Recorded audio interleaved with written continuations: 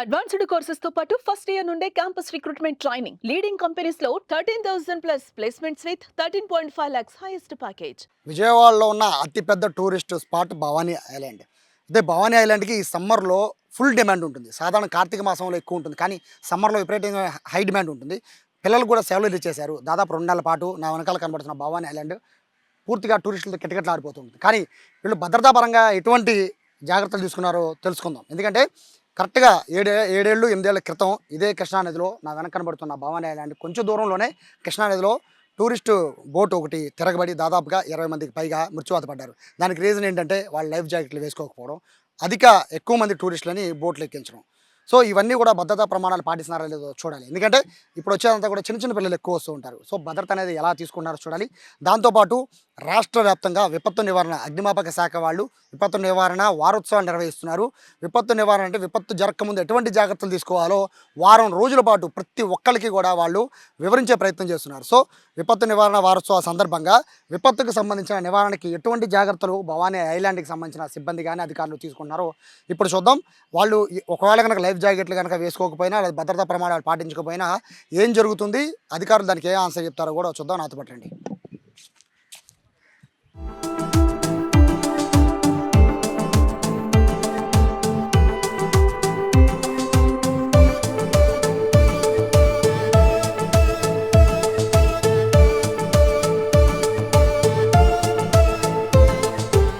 ఏడేళ్ల క్రితం కరెక్ట్గా ఇదే కృష్ణానది మీకు అక్కడ కనబడుతుంది కదా, ఒక బ్యారేజ్ చూడండి, అక్కడ పెద్ద బ్రిడ్జ్ కనబడుతుంది. అదే బ్రిడ్జ్ దగ్గర ఎలాంటి బోట్ ఎక్కి లైఫ్ జాకెట్ లేక దాదాపు 20 మంది కృష్ణానదిలో గల్లందైపోయారు.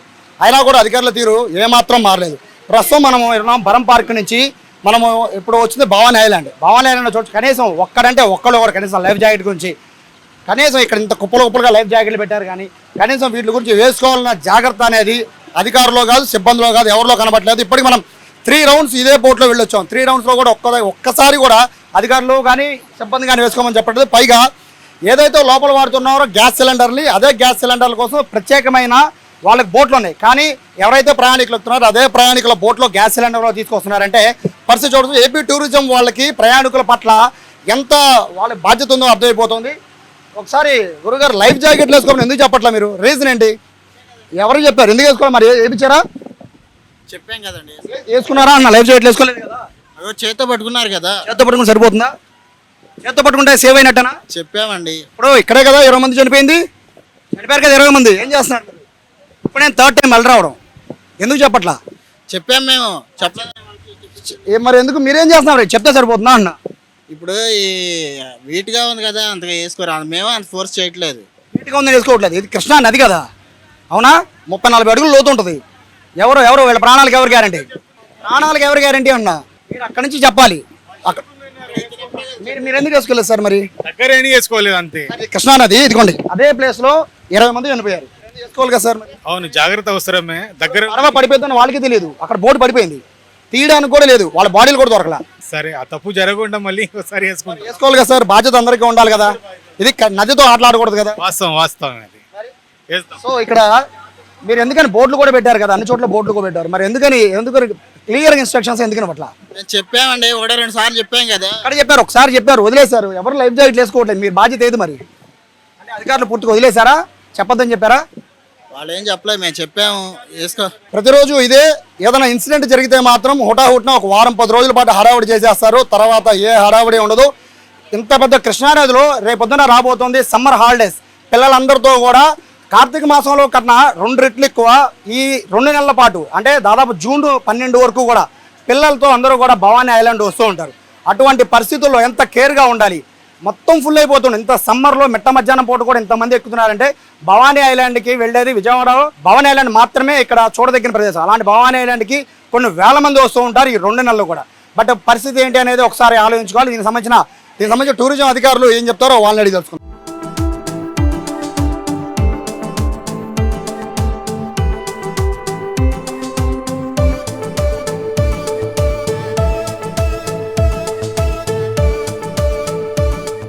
ఈ బోటింగ్కి సంబంధించిన కార్యాలయానికి వచ్చాను. ఇక్కడ ప్రస్తుతం వీళ్ళు ఇన్ఛార్జ్ ఉన్నారు. వీళ్ళు ఇన్ఛార్జ్ నాగరాజ్ అయితే ప్రస్తుతం లీవ్లో ఉంటున్నారు. బోటింగ్ సంబంధించిన సూపర్వైజర్ ఉన్నారు. మీ పేరు? భాస్కర్ రావు సార్. సాధారణంగా ఇప్పుడు ఇక్కడ లోపలికి లోపల హోటల్స్ ఉన్నాయి కదండి. ఆ హోటల్స్‌కి ఏమన్నా పట్టుకు వెళ్ళాలంటే ప్రయాణికులతో ఉన్న బోట్‌లో పట్టుకెళ్ళాలి సార్? లేదా సెపరేట్ బోట్ ఏమైనా ఉందా? ఇప్పుడు ఏమన్నా వంట సామాన్లు గానీ, ఇంకేమైనా పట్టుకెళ్ళాలి. ప్రయాణికులతో పాటు ఎక్కిన బోట్‌లో ఉంటే సెపరేట్‌గా పట్టుకెళ్తారా? సపరేట్‌గా తీసుకుపోతారు. సో, ఒకవేళ గనక మీరు బోట్ ఎక్కారు, ప్రయాణికులంతా బోట్ ఎక్కారు. మీరు అక్కడ వాళ్ళ లైఫ్ జాకెట్ ఏసుకోవాలని చెప్పాలి కదా! లైఫ్ జాకెట్ కంపల్సరీగా ఏపిస్తాం సార్. ఏపిస్తాం.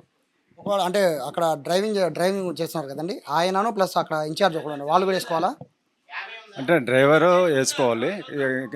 మన హెల్పర్ అనేసి ఉంటాడు. ఏసుకొని మొత్తం బోట్‌ని మూవ్ చేస్తారు. సో, ఒకవేళ లోపల ఎవరు వేసుకోలేదనుకోండి, దాని బాధ్యులెవరు? అది కంపల్సరీగా ఏపిస్తాం సార్. బాధ్యులంటే కంపల్సరీగా ఏసుకోవాలి. లైఫ్ జాకెట్ ఏసుకోండి అని అందరికి టూరిస్టులకి అందరికీ చెప్తాం. సో, మీకు ఐడియా ఉంటుంది. ఒక 7, 8 ఏళ్ల క్రితం 20 మంది చనిపోయారు. మీకు కూడా తెలుసు కదా ఇక్కడ. ఎందుకు రీజన్ తెలుసు కదా! లైఫ్ జాకెట్ లేక వాళ్ళు. సో, ఇవాళ పొద్దునుంచి నేను 4 టైమ్స్ వచ్చాను సార్. 4 టైమ్స్‌లో ఒక్కసారి కూడా లైఫ్ జాకెట్లు ఏసుకోలేదు. సో, ఎవరు బాధ్యులు? కంపల్సరీ లైఫ్ జాకెట్ ఏపించాలి సార్ మరి అది. బాధ్యులెవరు? ఏపిస్తాం సార్ మేము. లైఫ్ జాకెట్ కంపల్సరీగా ఏపిస్తాం చెప్తాను నేను. ఇప్పుడు నేను లోపల కూడా మాట్లాడుకుంటూనే వచ్చాను. లైఫ్ జాకెట్ లేదని మాట్లాడుకుంటూ వచ్చాను. చేతికి ఇస్తున్నాము, చేత్తో పట్టుకోమన్నామని చెప్పామని చెప్పి మీ హెల్పర్‌లును, డ్రైవర్లు చెప్తున్నారు. ఏం చెప్తారు? మీ డ్రైవర్లు చెప్తాను సార్. అంటే మీరు అంటే మీరు సూపర్వైజింగ్ చేయరా? ఎందుకు చేయండి సార్? సూపర్ చేయాలి కదా తప్పదు. మార్నింగ్ నుంచి అంటే 12 నుంచి దాదాపు 4 దాకా 4 రౌండ్లు తిరిగాను. మరి ఎవరు ఎప్పుడు వేసుకోవాలి, మరి మీరేం సూపర్వైజింగ్ చేస్తున్నారు? చెప్తాం కంపల్సరీ చెప్తాము. వాళ్ళు వేసుకుంటారు సార్. వేసుకో కాకపోతే కొంచెం ఉక్కగా ఉందని వేసుకోకపోతే వేసుకోవచ్చు కానీ కంపల్సరీగా ఇందులో వెళ్ళేటప్పుడు ఒక్క ఎందుకు వస్తుందండి? చల్లటి గాలి వస్తుంది కదా! ఎందుకు ఉక్కపోతే ఎందుకు వస్తుంది? రూమ్లో కాదు కదా ఉంది, నది మీద నుంచి వెళ్తున్నప్పుడు చల్లటి గాలి వస్తుంది. చెప్తాం సార్. వేసుకోమని కంపల్సరీ చెప్తాం. ఎందుకని అంటే మీరు ఏదైనా ప్రమాదం జరిగినప్పుడు మాత్రమే ఎందుకు స్పందిస్తారు? ప్రమాదం జరిగిన తర్వాతే ముందెందుకు జాగ్రత్తలు పడరు? ఎందుకు జాగ్రత్త పడడం సార్? ఇంతవరకు మా అయితే ఈ ప్రైవేట్ బోర్డులు తప్పించి ఇంతవరకు టూరిజం బోర్డులు ఏ బోటు ఇంతవరకు ఏం జరగలేదు సార్. ప్రమాదం చెప్పి జరగదు, అవునా? అంతమంది ప్రయాణికులు, అంతమంది దాదాపు 40 మంది ఎక్కారు. ఒక్కళ్ళ లైఫ్ జాకెట్ లేదు. అక్కడ ఏమన్నా జరిగితే ఎవరు రెస్పాన్సిబిలిటీ?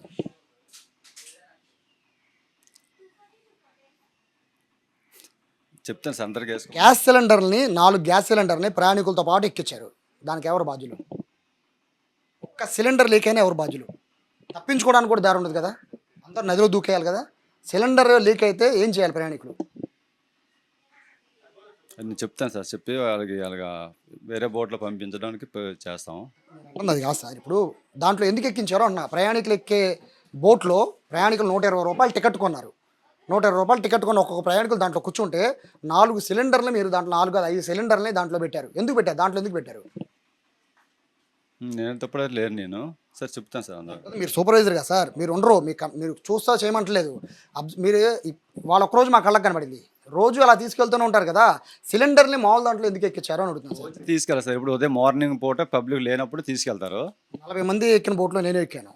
ఇప్పుడు నేను వీడియో కూడా మీకు చూపిస్తా. 5 సిలిండర్లు, పెద్ద సిలిండర్లు 5 పెట్టారు. సో, ఎందుకు పెట్టారు? ప్రయాణికులు ఎక్కించే దాంట్లోకి ఇక్కడ నుంచి పర్మిషన్ లేనిదే మీరు బోట్ ఎవ్వరు ఎక్కనివ్వరు కదా. సిలిండర్ని మీ సిబ్బంది సహాయంతోనే ప్రయాణికులు 40 మంది ఉన్న ప్రయాణికులు సిలిండర్లు ఎక్కించారు. ఎందుకు ఎక్కించారు?